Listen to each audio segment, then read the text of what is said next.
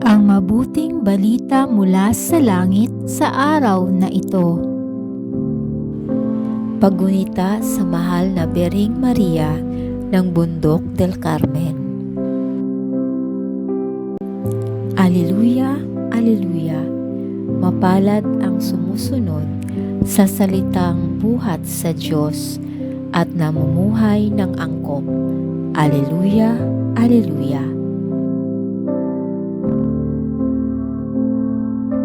Ang mabuting balita ng Panginoon ayon kay San Mateo.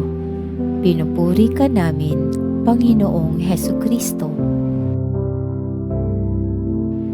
Noong panahong iyon, samantalang nagsasalita pa si Jesus sa mga tao, dumating ang kanyang ina at mga kapatid. Naghihintay sila sa labas at ibig siyang makausap.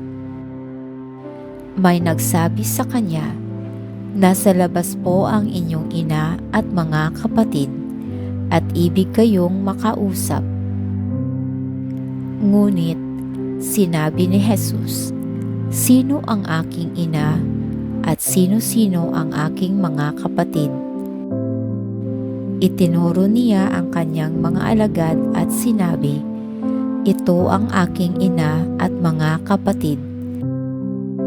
Sapagkat ang sinumang sumusunod sa kalooban ng aking Amang nasa langit, ang siya kong ina at mga kapatid." Ito ang mabuting balita ng ating kaligtasan. Papuri sa Diyos.